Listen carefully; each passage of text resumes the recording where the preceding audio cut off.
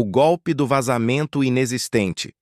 Você entra na oficina para um simples alinhamento e sai com um orçamento de R$ 1.000 alegando vazamento grave no motor. Mas sabe o que estava vazando mesmo? Sua confiança e seu dinheiro. Se você já caiu num golpe parecido ou quer evitar ser enganado, fica comigo até o final. E se quiser ajudar mais pessoas a não caírem nessa cilada, já deixa o like e se inscreve agora. Isso aqui pode salvar o bolso de muita gente. Tudo começa com uma visita inocente à oficina. O cliente chega com uma queixa genérica. Talvez um cheiro estranho, uma leve fumaça ou apenas uma curiosidade sobre o consumo de óleo. O carro nem apresentou falhas graves, mas bastou essa dúvida para acender a oportunidade na cabeça do mecânico mal-intencionado. Sem perder tempo, ele responde com a voz grave: "Isso aí parece vazamento." E mesmo sem abrir o capô, a ideia já está plantada. O cliente, leigo, sente o peso da suspeita. Afinal, qualquer coisa relacionada a óleo ou motor soa perigoso. É o início de um enredo criado para gerar insegurança, sem ainda apresentar nenhuma prova. A partir daqui, o caminho já está traçado. Sugestão de inspeção visual, proposta de subir o carro no elevador e a suspeita vira certeza técnica. O golpe começou. E o cliente, sem perceber, entra em um teatro onde o final já foi escrito. E o prejuízo, muitas vezes, já está reservado.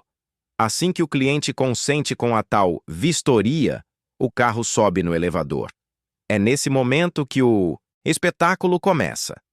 O mecânico pega a lanterna, coloca a cara séria e finge surpresa ao apontar para o fundo do motor.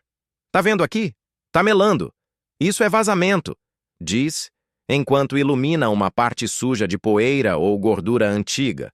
O cliente de baixo mal consegue ver, mas confia. A voz do mecânico soa como um alerta médico, e ninguém quer correr riscos com o carro. O problema é que, na maioria das vezes, o que está ali não é vazamento.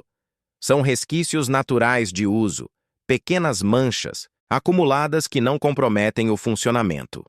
Mas o tom dramático transforma sujeira comum em defeito grave. O cliente, intimidado, sente-se quase na obrigação de autorizar. Afinal, quem é ele para duvidar? O carro suspenso vira palco, e o mecânico, um ator com roteiro pronto. O cliente está ali, olhando para o carro suspenso, sem entender quase nada. É nesse momento que o mecânico decide usar sua principal arma, o vocabulário técnico. Ele começa a soltar palavras como retentor do virabrequim, junta da tampa do cabeçote, selo da bomba d'água. Tudo soa complicado e assustador. A intenção não é explicar, mas confundir. Em vez de mostrar com clareza o suposto vazamento, ele envolve o cliente em um mar de termos difíceis, como se fosse um diagnóstico inquestionável. O cliente inseguro concorda com a cabeça, mesmo sem entender uma palavra. Esse é o momento-chave do golpe. O medo de parecer ignorante faz a vítima aceitar o que está sendo dito. O mecânico se aproveita disso para construir credibilidade, mesmo que nada esteja errado. E a cada termo técnico mencionado, o orçamento fica mais caro, sem que o cliente perceba que está sendo manipulado pela linguagem. Após o teatro técnico e o diagnóstico forçado, vem o golpe final, o orçamento. Em questão de minutos, o mecânico imprime uma folha com números que fazem o coração acelerar mais do que o carro. Troca da junta, limpeza completa, mão de obra especializada, aditivos e até peças que o cliente nunca ouviu falar. O total? Um susto. E tudo isso por causa de uma manchinha que poderia ser limpa com um pano. O cliente, já envolvido pela narrativa do medo e da urgência, se vê sem saída. Pensa, e se eu não fizer agora e o motor quebrar? É exatamente isso que o golpista quer. Manter a dúvida viva para que a decisão pareça inevitável. Poucos têm coragem de pegar o carro e sair para buscar outra opinião. E muitos acabam pagando por um serviço caro, desnecessário e às vezes nem mesmo realizado por completo. O orçamento virou armadilha. Com o orçamento em mãos e a pressão pairando no ar, o cliente hesita. Mas o mecânico já está preparado para o golpe final. Um discurso ensaiado sobre risco de rodar assim, perigo de fundir o motor, melhor resolver agora que tá barato. Tudo com um tom paternalista, como se estivesse fazendo um favor. O cliente, agora tomado pelo medo, assina. Nem sempre por confiar, mas por não querer arcar com uma culpa futura caso algo realmente aconteça. A sensação de urgência é fabricada e a decisão é empurrada com frases como "vai por mim, tô te ajudando" ou "é melhor não arriscar". O contrato é assinado, o serviço começa e o cliente vira mais um número na estatística de quem caiu em um golpe disfarçado de cuidado. A assinatura, que deveria representar consentimento, aqui representa desinformação, medo e manipulação. Com o carro na oficina e o orçamento assinado, começa uma espera silenciosa. O cliente é afastado da área de serviço e colocado na recepção. Às vezes com café e TV, como se fosse uma cortesia, mas na prática é isolamento. Lá dentro, nada muito relevante acontece. O mecânico finge trabalhar, limpa um pouco a parte inferior do motor e, em muitos casos, nem sequer troca a peça citada no orçamento.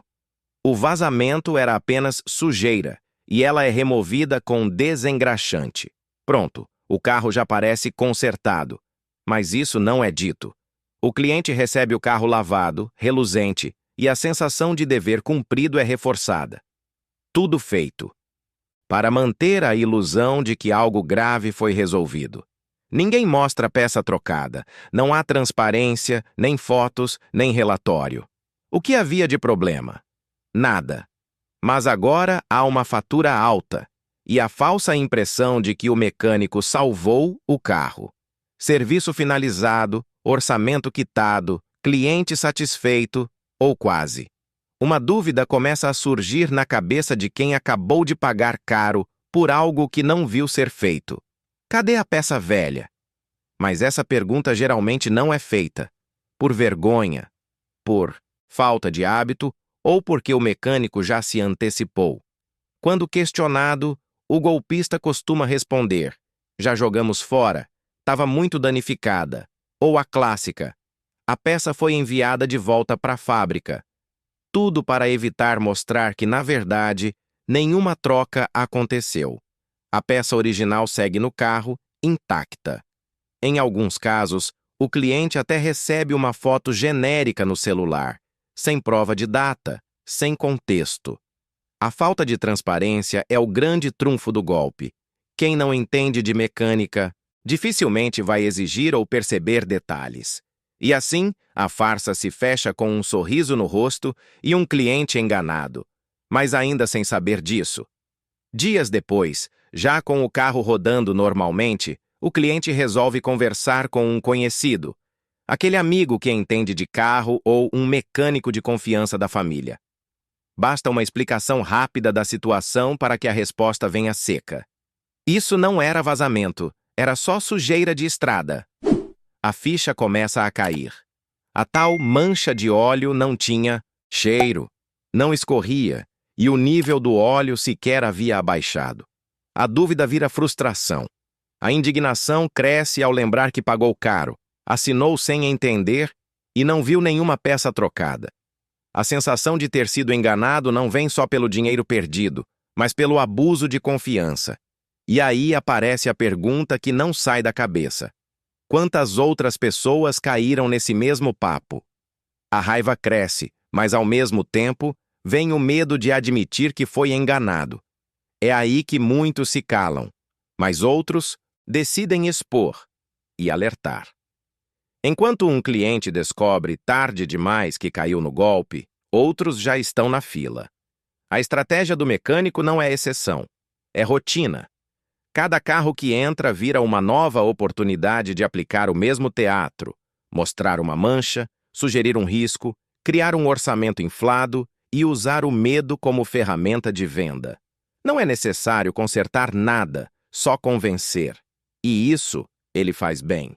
O golpe se repete com motoristas inexperientes, idosos, mulheres sozinhas ou qualquer pessoa que demonstre não entender de mecânica.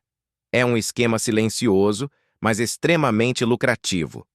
Não há denúncia, porque quase ninguém percebe. Não há prova, porque quase nada é feito de fato. Apenas dinheiro sendo tirado de gente honesta. É o tipo de golpe que vira cultura dentro de certas oficinas. E se não houver quem fale, compartilhe e denuncie. O ciclo nunca será quebrado. No fim das contas, a única peça que precisa ser trocada é a nossa postura diante desses abusos. A verdade é dura. Muitos golpes só funcionam porque confiamos cegamente. E confiar não é errado.